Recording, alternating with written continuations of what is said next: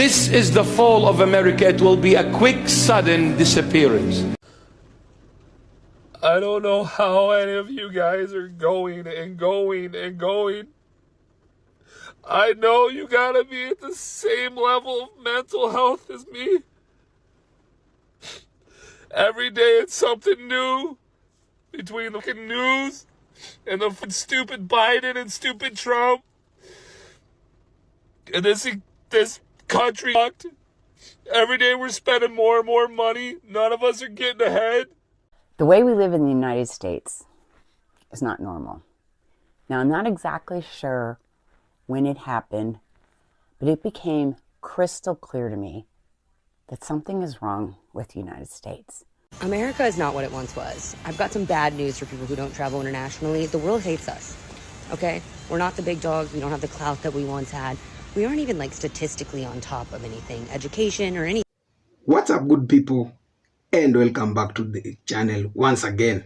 So guys, today we are looking at a powerful and emotional compilation of American talking about something many people around the world can understand: the struggle to survive while working hard every single day. In these clips, several white Americans are expressing frustrations about the cost of living, expensive healthcare, housing, food prices, long working hours, and the feeling that working hard is no longer enough to build a comfortable life. But this conversation is bigger than race. For many Black Americans, these problems have been discussed for generations. Issues like economic inequality, limited access to quality healthcare, expensive housing, and financial insecurity are not new conversation. What is interesting now is that more people from different backgrounds are saying we are struggling too. So today, let's look at what these people are saying, why the American dream feels out of reach for many families, and what this conversation could mean for African and African diaspora. So guys, remember to watch till the end, and I'll be back with more comment, and all full credits goes to the original creator of this video. I don't know how any of you guys are going and going and going. I know you gotta be at the same level of mental health as me. Every day it's something new between the news and the stupid Biden and stupid Trump. And this country's, every day we're spending more and more money. None of us are getting ahead. The rich people are the ones that are fucking getting ahead. I'm tired of struggling. I've done everything I can. I'm trying to be a good man. I take care of my daughter. I take care of my wife the best I can. I can't keep going. Every day it's something new. Then on top of that, as if you're not trying to spend money, you have to. Fucking everything's expensive. I own a painting company. I still can't fucking make it. I'm fucking trying, man. I can't look at my daughter and my wife and know I'm failing.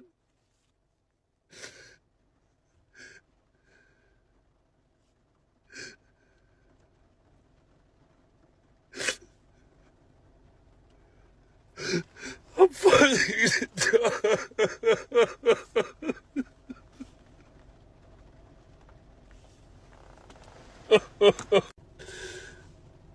Everybody wake up. It's time to stand up. It's time to be tired of this. It's our turn to fucking eat. I want to eat. I want my family to eat. I want you guys to eat. Stand up. Let's go. Stand up, man. Let's fucking eat. I'm tired. Let's help each other. I don't care what your political affiliation is. I don't care what fucking color you are.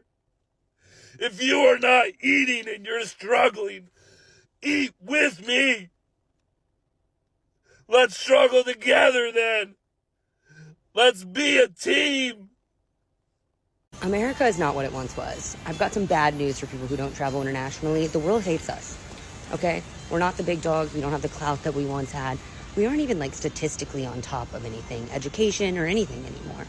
And I've traveled a lot internationally. Over COVID, obviously, I stopped. And there's always been an underlying tone that America is dangerous. But, you know, we run Hollywood, so a lot of the media that is consumed by people in other countries is still American.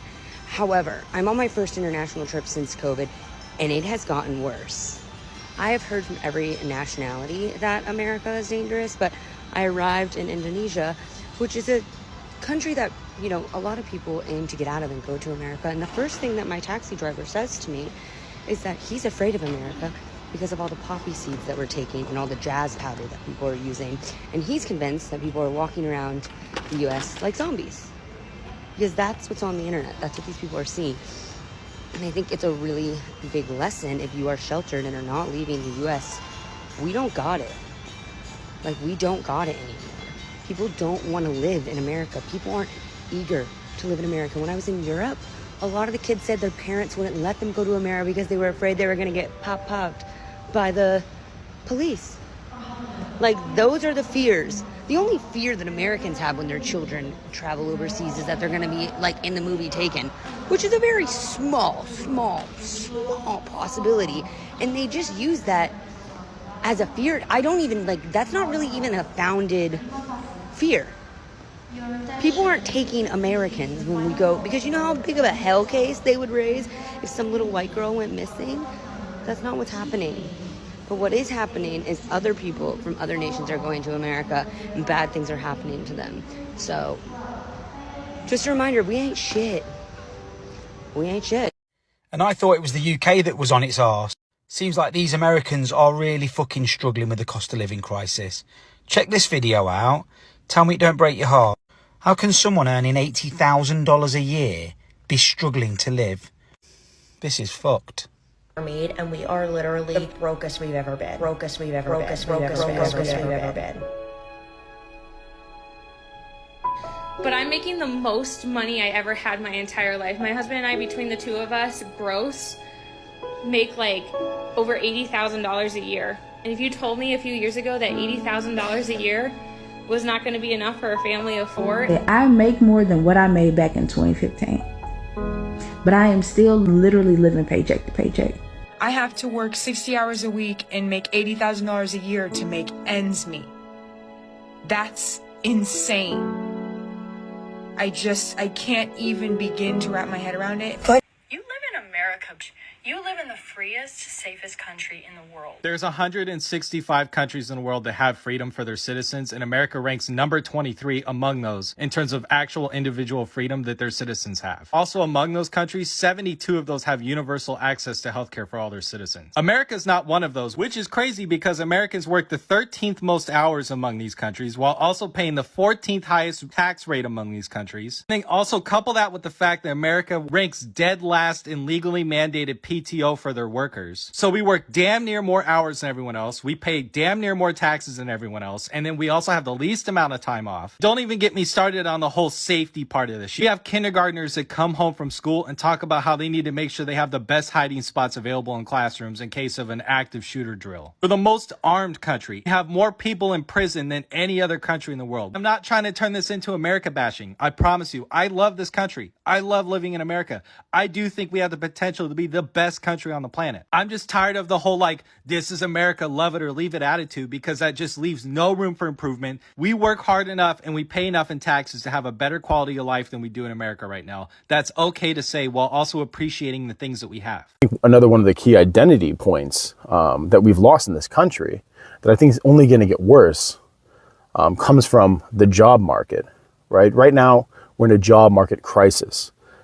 People have jobs, people are working. So you can look at the employment rates and you can say, oh, these are up or these are steady.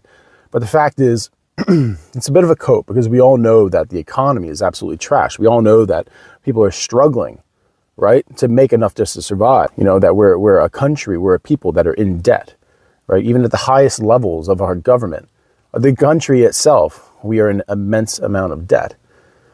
But when we think of our job market, when we think of things like the gig economy, the hustle culture, and the devaluation of the very concept of a career, I think this is still one of the great self-defining parts of our lives, which is our job, our career. You're a fireman, you're a plumber, you're a banker, a CEO, you're a soldier.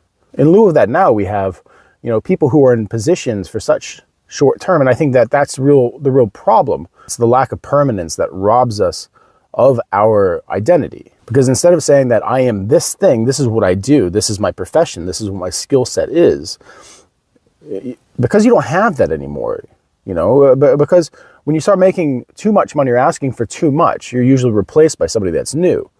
The skill set requirements are kept low on purpose. You can look at unions, you can look at apprenticeships, journeymen, masters.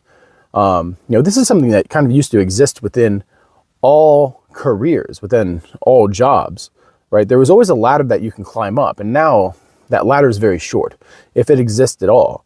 And if it does exist, usually it's an illusion, because once you start getting close, the competitive nature of America is going to have people find a way to get you out of there and replace you with somebody who won't ask questions. It won't cause trouble, won't ask for anything. And I only see this really getting worse because since we've digitized jobs, we've made people more invisible, right? When we see ourselves working in a job now, where's the reliance on us, really? If we're so easily replaceable, we'll see ourselves as redundant. We'll see ourselves as replaceable. And if we're replaceable, in the end, we see ourselves as disposable. And if we're in the position like this where we can't hold on to a steady job that we're going to grow from, then that leads into the next thing, which is the housing market. And you can say it's a housing market crisis now, but I say that the instability of the market has been going on for so long. It's not just a crisis. It's not just something that happened because of a little bit of reckless spending. This is something that's been going on a long time. This is something that's been done on purpose. The whole history of America is the history of rich white men telling not rich white people that their enemies are black and brown. It starts in the colonies. The way we live in the United States is not normal. Now, I'm not exactly sure when it happened, but it became crystal clear to me that something is wrong with the United States. And when I say this to people, they nod knowingly. Work and retirement here in the United States, working 40 plus hours a week is almost like a badge of honor. And for many, it's a necessity to have one or two jobs, working well into our 60s and 70s. Compared to other countries like the Netherlands and Germany, they have a work week around 35 to 38 hours with lots of time off for vacation and holidays. And they can still afford to retire successfully. They do not need to work late into their 70s as they have the money needed from working. So what does this mean?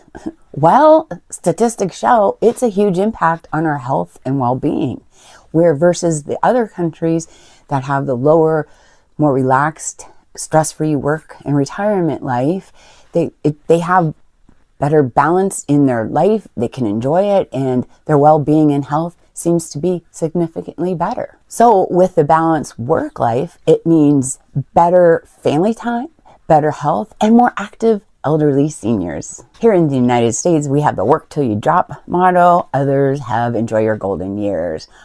I think it would be great if we could look into what other countries are doing. So as we retire, we have plenty of finances, don't have to worry about a place to live or becoming homeless or relying on other family members, and have the health to enjoy these fun activities in our senior golden year.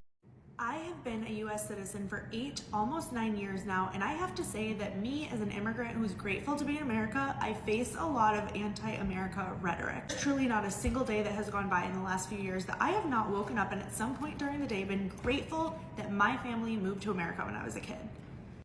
When I tell Americans this, like the regular Americans, when I tell real Americans this, They look at me like I'm crazy. They look at me like America is the worst place to be. They are just so ungrateful. I don't know, I just cannot believe at how I'm treated when I say that kind of stuff. Obviously, it's okay to admit that the United States of America has its issues and work towards fixing them. But why is there so much negativity? Somebody who in another universe could have potentially grown up in a third world country. I am so grateful to be in America, to have the opportunities that I have. I have done so much more with my life, I feel, than I could have ever done anywhere else. If you're an American living abroad, please tell me why you would never go back. Because I don't have to worry about affording my health insurance, because my kids can go outside and play without me having to worry because the crime rates are so much lower, public transportation, 30 plus vacation days a year, so much paid paternal leave, because my son is now bilingual and working on becoming trilingual, because I'll save $100,000 in my son's paid university tuition, because I no longer have to worry about my own student loans, because even though I live in the most religious state, I'm not shamed for being atheist, because I can actually afford daycare, because my kids don't have to worry about being unalived at school, and because my taxes actually go towards helping other families. So guys, one of the strongest message coming from this clip is that it's very simple. People are working, but they are still struggling. Some people talk about working long hours. Others talk about having more than one job. Some have college degrees but still find themselves worrying about rent, food, transportation, and medical bills. And this is where the idea of the American dream comes into the conversation. For many years, the American dream was presented as simple formula. Go to school, get a job, work hard, buy a house, raise a family, and eventually you will become financially comfortable. But for many people today, that formula does not feel realistic.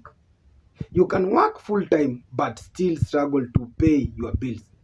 You can have a degree but still have debt. You can have a job and still worry about losing your home. And that creates something very powerful: frustration. People start asking themselves, if I am doing everything I was told to do, why am I still struggling? That is the question where we hear throughout this clip. So why this conversation is important? Now we need to be careful here. A few people speaking in video do not represent every American. These are millions of Americans who are doing well financially. They are also millions who are struggling. So we should not look at these clips and say that every American is experiencing the same situation. But the story still matters. Why? Because personal experiences can show us how economic problem feels at the individual level. When someone says they work all week and still cannot afford basic necessities, that tells us something about pressure they are experiencing. And this is where conversation about race becomes complicated. Black Americans have talked about economic inequality and unequal opportunity for a long time. Problems involving housing, employment, healthcare, education, and wealth have been part of Black American political and social conversation for generations. So when other Americans begin talking about similar economic pressure, the important question should not be who is suffering more. The better question is, why are so many people struggling in the first place? That is the conversation worthy having. Let's talk about something almost everybody understood: the cost of living. Imagine going to the supermarket with the same amount of money you used to spend, but coming home with fewer items. Imagine receiving a paycheck and immediately watching most of it disappear. Rent, food, transportation, insurance, healthcare, utilities. Then something unexpected happens, like a car breaking down or medical emergency. Suddenly, the entire budget is destroyed. That is why living paycheck to paycheck can be so stressful. It is not necessarily about people refusing to work. Sometimes people are working extremely hard. The problem is that their income is not keeping up with their expenses. And when this happens for years, people can begin feeling trapped. They work more, they spend less, delaying major decisions, take debts, and they continue trying to survive. That is very difficult from American dream many people were promised. This is probably one of the most interesting part of the discussion. For decades, American society has often talked about economic problem through the lens of race. But economic hardship does not belong to one race. Black family can struggle. A poor black family can struggle. A poor white family can struggle. A poor Latino family can struggle. An immigrant family can struggle. And working class family from almost any background can struggle. That does not mean racial inequality is imaginary. It means we can recognize racial inequality while also recognizing that economic hardship affects people across racial lines. And this is where division can become dangerous. If ordinary people can constantly fighting each other because of the race, they may spend less time asking bigger questions about wages, housing, healthcare, education, taxation, and wealth. Instead of asking why are ordinary families struggling, people start asking which racial group is responsible. That can take attention away from the actual economic problem. Another important issue is the difference between ordinary workers and people at the very top of economic system. When people talk about inequality, they are often talking about the huge difference between those who have significant wealth and those who have depend almost entirely on their next paycheck. Someone with millions of dollars can experience inflation directly from someone who has only few hundreds of dollars in saving. For a wealthy person, a higher grocery bill may be annoying. For a struggling family, it may mean choosing between grocery and another important bill.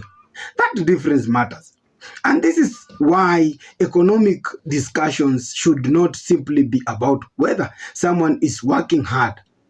We should also ask, how much does their work pay? How expensive is housing? How can they afford healthcare? Can they save money? Can they handle an emergency? Those questions tell us much more about someone's economic security. Then the video also raises an interesting point about how American is viewed internationally. For many years, the United States was seen as one of the ultimate destination for opportunity. People around the world dreamed about moving to America. The image was powerful.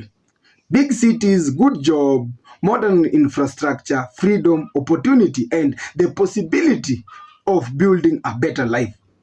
But today, people who travel or live outside America sometimes describe a different experience. They compare to the cost of living. They compare working hours, they compare healthcare system, they compare public transportation, they compare social safety nets. And some people conclude that America is not automatically the best place for everyone. That does not mean America has become terribly country. No, it means people are becoming more willing to compare different systems. And that is health. No country should And that is healthy. No country should be above criticism. Every country has strength. Every country has weaknesses. The important thing is learning from what works elsewhere. Now, this is where I want to take the conversation in different direction. If you are Africa or part of African diaspora, there is an important lesson here. We should stop thinking about the success only exists somewhere else. Africa has an enormous challenge. There are problems with infrastructure, unemployment, corruption, healthcare, education, electricity, transportation, and governance in many countries. We should not pretend those problems do not exist. But Africa has enormous potential. The continent has young people. It has natural resources. It has agricultural potential. It has talent entrepreneurs. It has technology companies. It has creative industries. And it has growing population that can become a major economic force. So instead of only asking, how can I leave Africa? We should also ask, how can I help build Africa? That's a good thinking. That does not mean everyone has to move back. People should have the freedom to live wherever they want, they choose. But Africa, living abroad can still contribute. They can invest.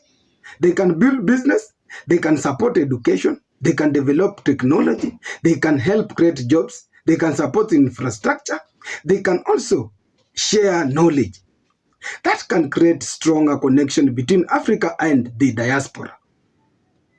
Pan-Africanism at its best should not simply be about slogan. It should be about action. If you want Africa to become stronger, we need better institutions. We need honest leadership. We need good roads. We need good reliability, electricity. We need quality schools. We need modern hospitals. We need businesses that creates jobs. We need technology that solves African problems. And the most important, we need people who believe that building something at home can also be a form of success. The lesson from this American story should not be American is finished. That will be an oversimplification. The lesson should be no country should be idealized. American has an opportunity. Africa has opportunity. Europe has opportunity. Asia has opportunity. Every place has challenges.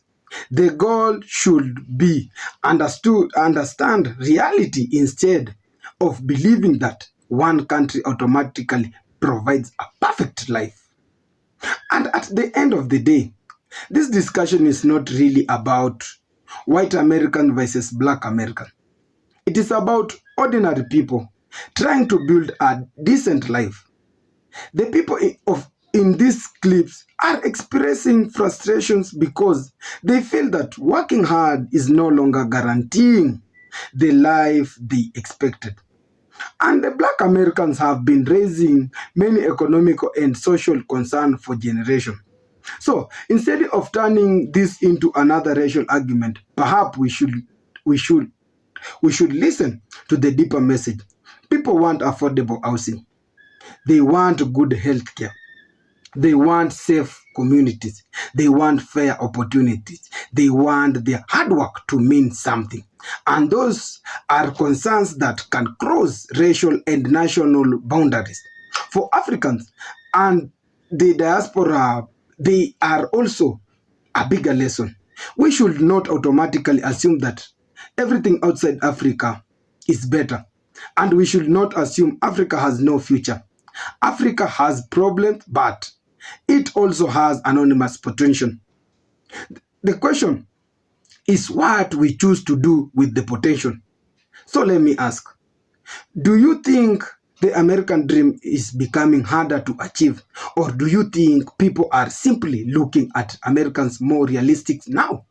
And for Africans in diaspora, should we focus more on building opportunities in Africa instead of always looking outside the continent? Let me know what you think on the comment section. If you enjoyed this discussion, like the video, subscribe to the channel and turn on the notification for more powerful discussion. Thanks guys, and I'll see you in the next video. God bless.